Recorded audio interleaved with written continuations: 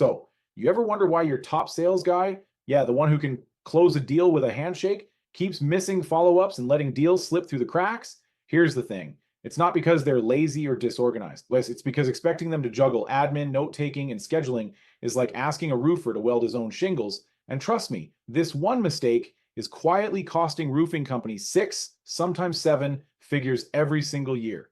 Let's break down exactly why even the very best outside reps need inside support, how it transforms their results almost overnight, and the gritty real world proof that most companies only learn the hard way. Ready to see where the money gets lost and how to lock it down?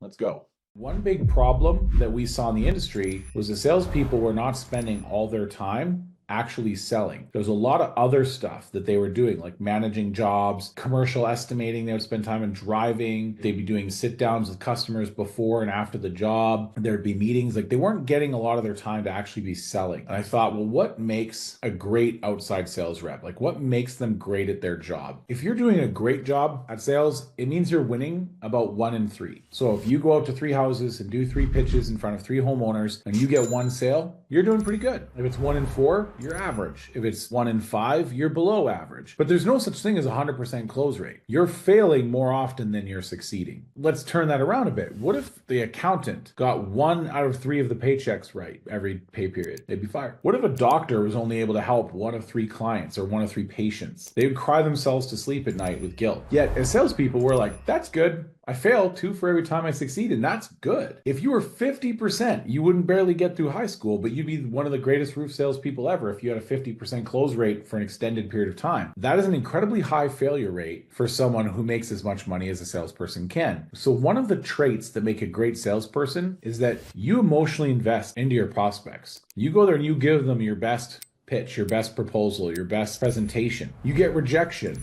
more often than you get success. Why would you continue to do that? Well, you have this innate ability to forget that failure, forget that rejection. Now, the inverse of that problem is that you're also terrible at putting notes in the CRM and you're terrible at staying organized. And I don't mean this about you specifically watching this. I mean, as a general rule, salespeople are not great at pipeline management and CRM and notes because it's all in your head. You connect it emotionally with the prospect. It's too much notes to put in. Like you don't necessarily keep great documentation about that kind of stuff. And it leads to opportunities to forget important details.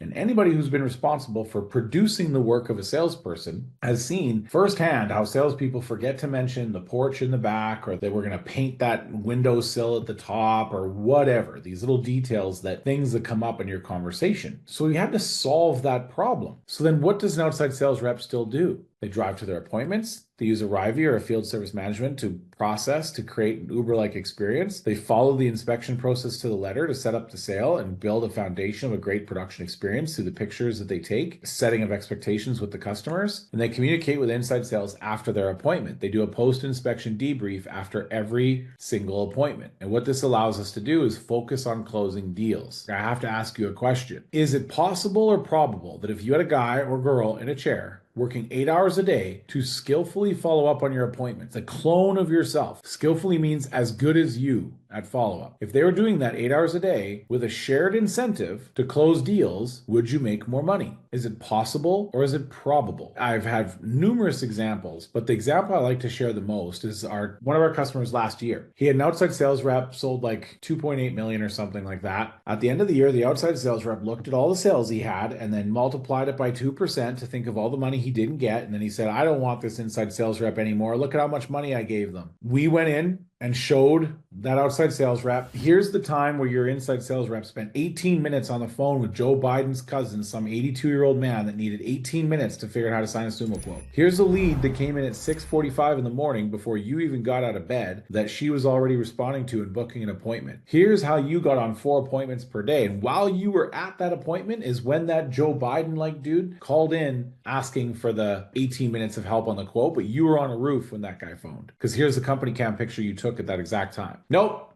still doesn't believe he needed it. I would have called him back, quits. And just a few weeks later, he comes back. And I've seen this play out several times. I've seen one company lose 15 sales reps because they didn't want to do this. And they hired back 8 and doubled their sales.